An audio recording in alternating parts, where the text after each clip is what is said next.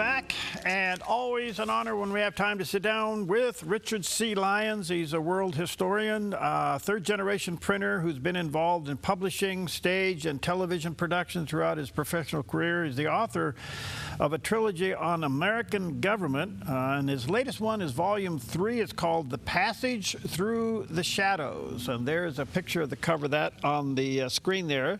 He does have a website, richardclyons.com, and that's where you go to find out a bunch of good things. Brother Richard, good to see you, friend. How are you? Always a joy to see you, Perry. Yeah, you're the man. When I grow up, I want to be like you. I want to get a goatee like you.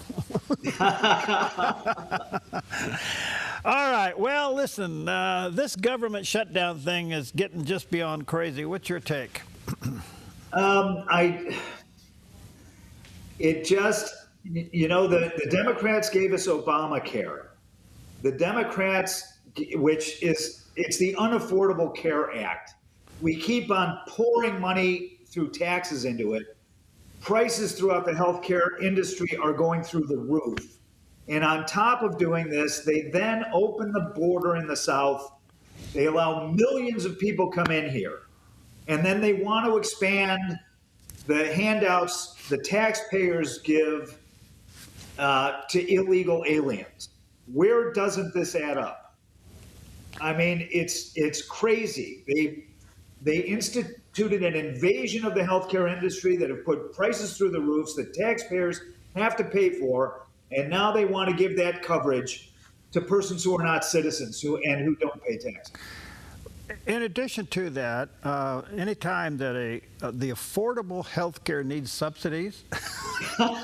It's like the Inflation Reduction Act. It had nothing to do.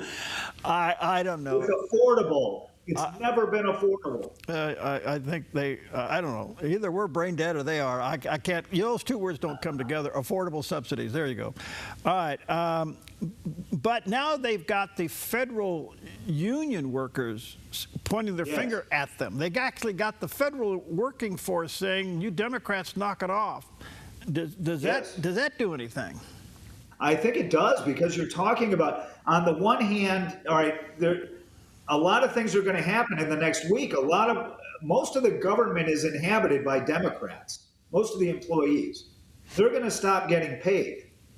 The unions are not being paid, and so they're bringing pressure.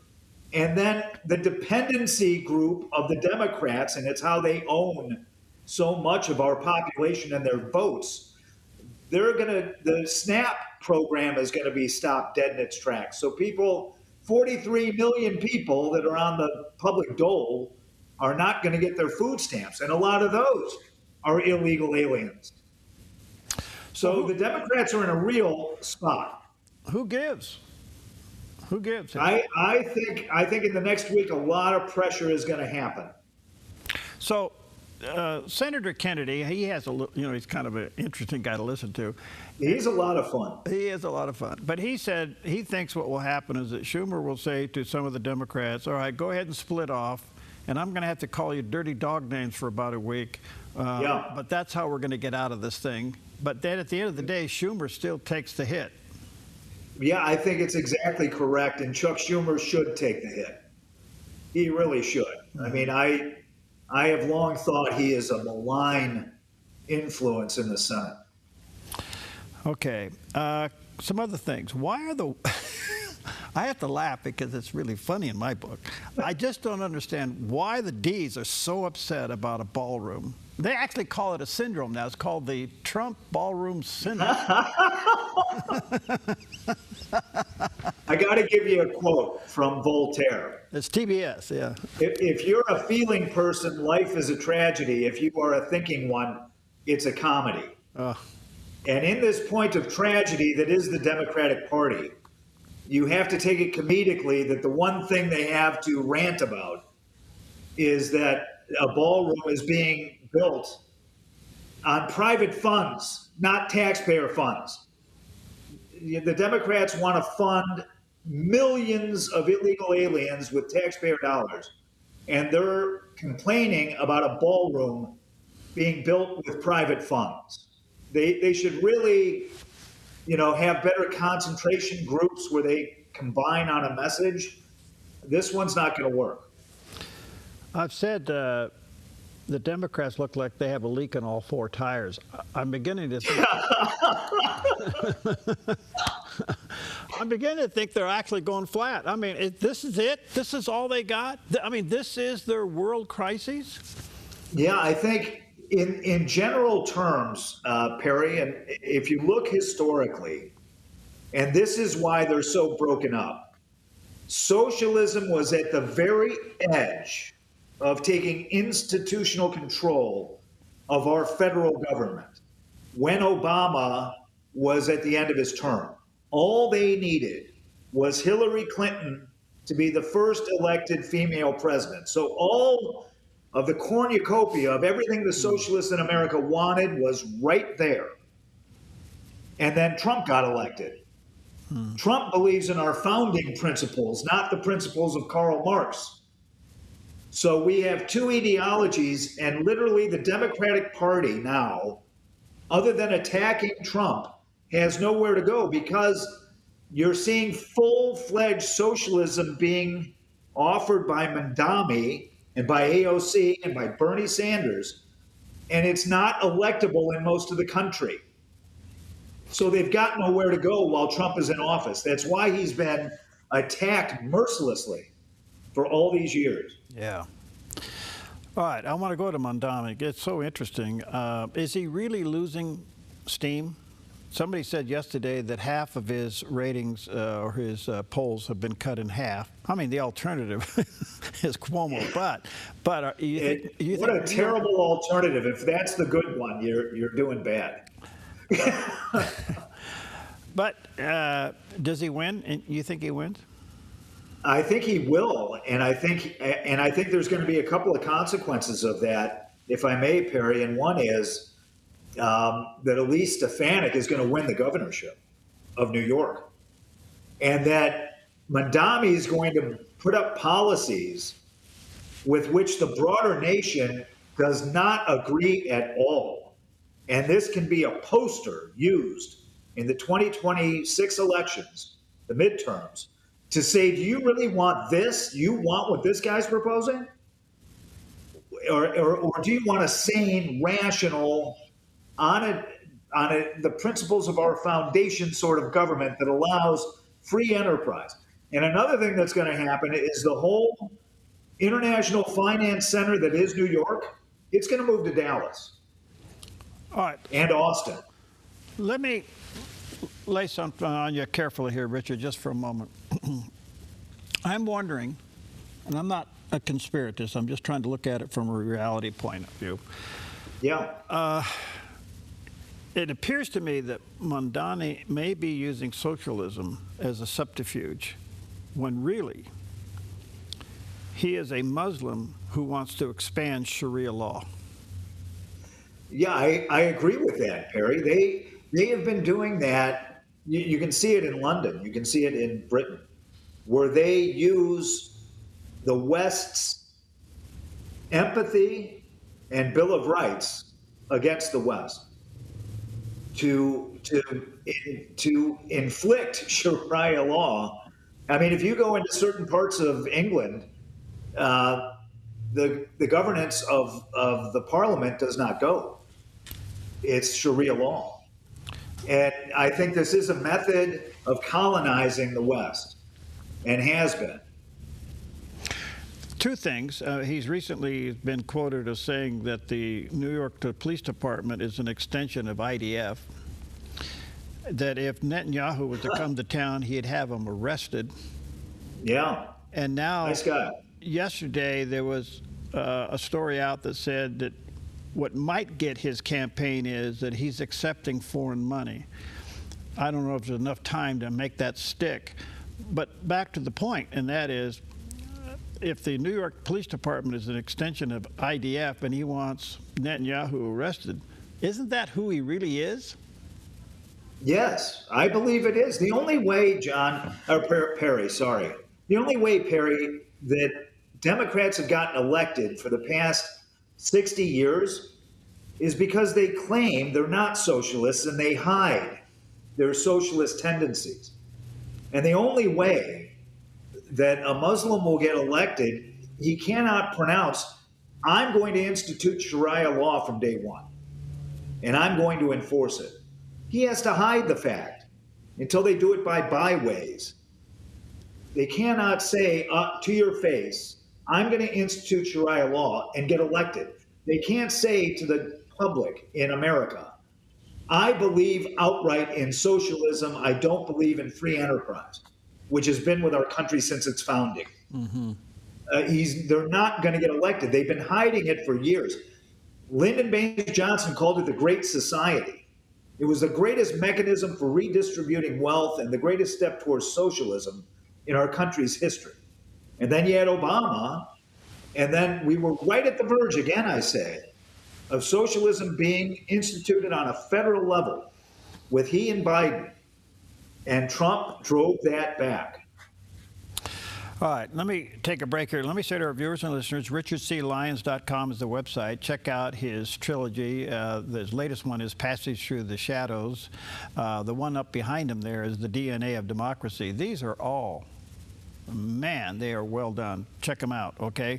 RichardCLyons.com. We'll take a quick break, and we'll be right back.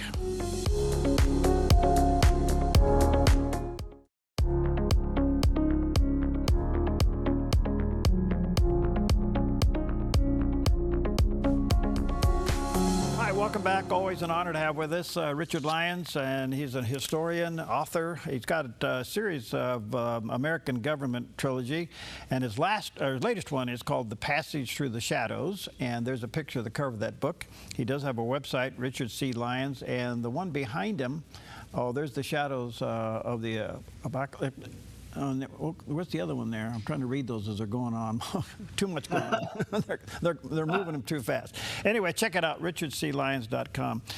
Richard, before I let some of these top stories go, the president, as you know, is on an Asian tour. It's pretty interesting. He stops off in Malaysia, gets an amazing welcome. He does the Trump trot there. He goes on to China and negotiates some trades deal. Is over in Japan. The new Japan leader over there recommends him now for the Nobel Peace Prize. Apparently, she's now being noted as the new Iron Lady of the world. And he walks out with a new computer deal, supercomputers, which are going to be like $500 billion deal of chips being made in the United States. He runs over to South Korea. He walks away with the highest award ever awarded to anybody, and no Americans ever has received this.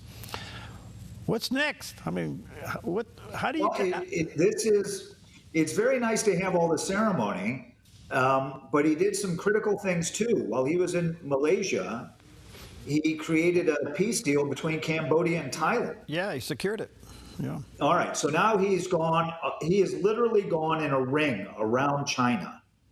Imagine it on a map. He's gone in a ring with Malaysia, Cambodia, Vietnam, Japan, South Korea.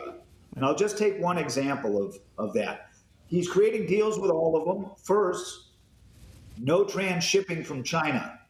China can't ship to you in Vietnam and then ship to us and escape the tariff.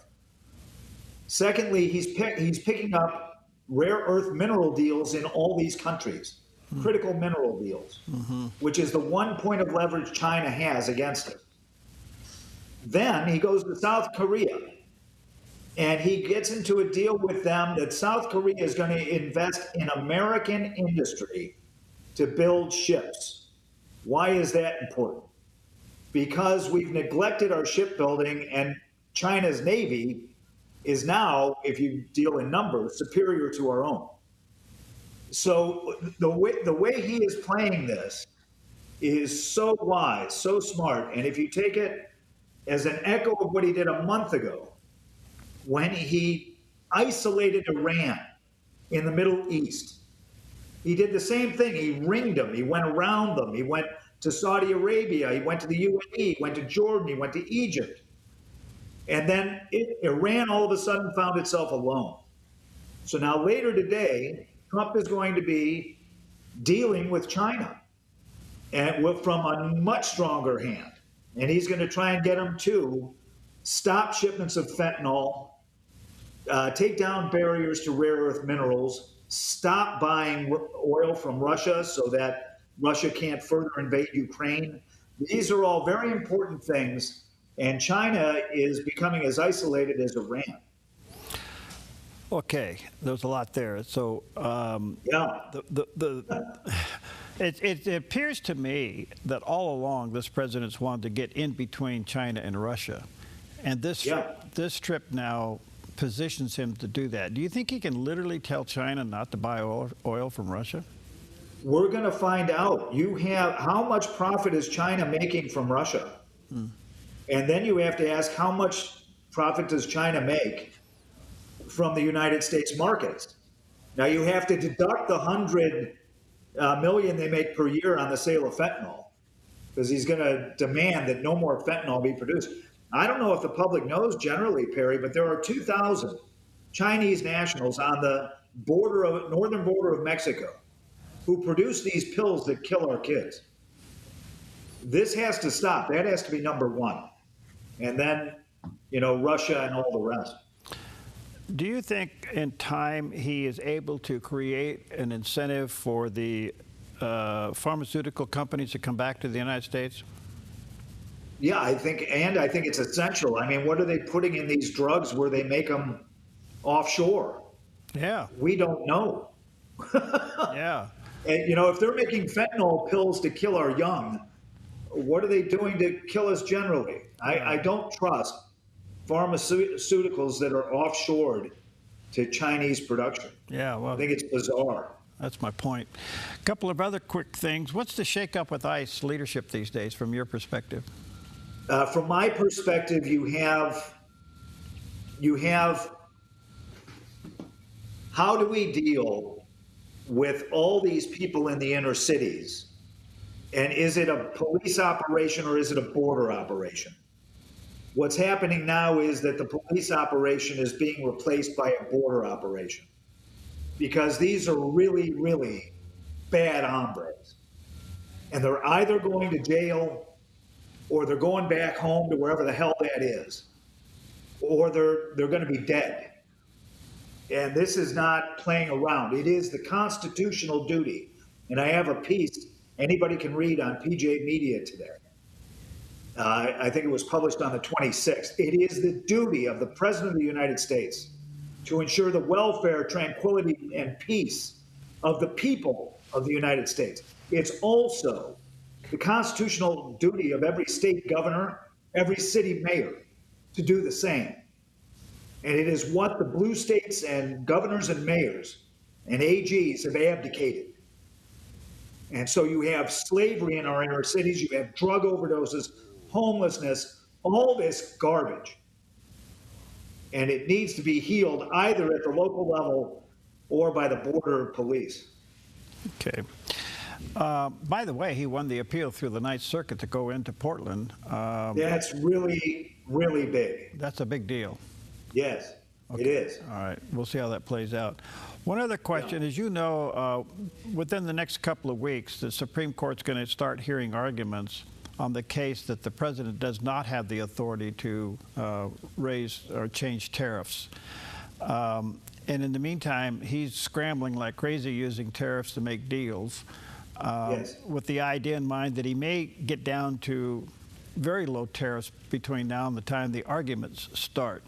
There's two schools of thoughts here that I've read. One is that this is a case he will lose because that approval for tariffs has to come from Congress, or the Supreme Court might find a compromise where he can use tariffs temporarily but not permanently. That's splitting the hair. Yeah. What's Richard's take?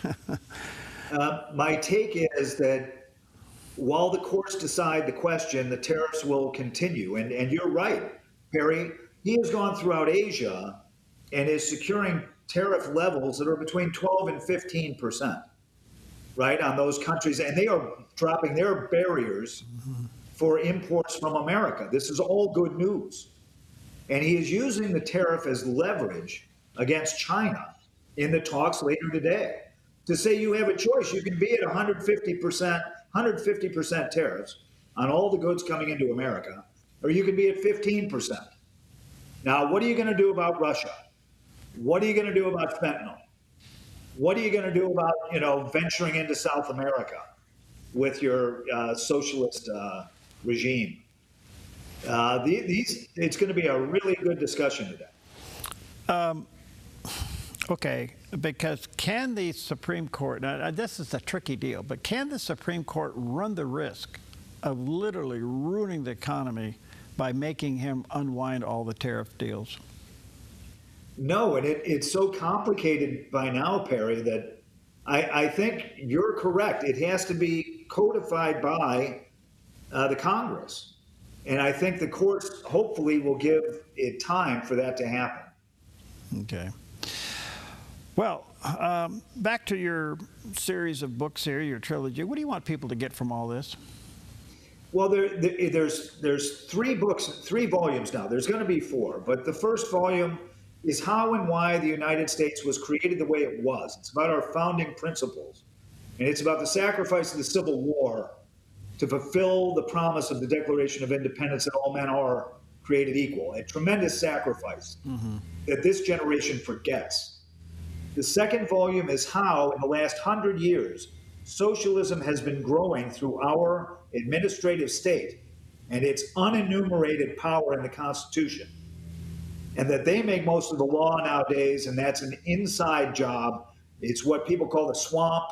It's what they call the deep state, what I call the administrative state. And it's a partisan Democrat stronghold. Part 3, volume 3, is all about the battlegrounds from day to day. So it's all the articles I've placed in different journals that deal with all the battlegrounds between socialism in America and America's founding principles. Beautiful. And it goes into all subjects. And number 4, what are you working on? That is going to, I can't tell you the title because I don't want to spoil it. But it will be about the relationship of the individual to government and the tendencies of individuals and our society to move as they move, either towards tyranny or towards liberty. And sadly, most societies move towards a concentration of power and wealth, and not where we need to go, diffusion of power, and people keep their own money. Good stuff. Richard, you're amazing. Thank you, friend. You always give us time when we call, and I value it greatly. Let me say to our viewers and listeners, check out the 3 volumes available online, or you can go to his website, richardclyons.com. And number 3, The Passage Through the Shadows. Check that out. There's the picture of that on the screen there. And stay connected. Richard, thank you for your time, buddy. No, thank you, Perry. I always enjoy being with you. All right, thank you. God bless you, pal.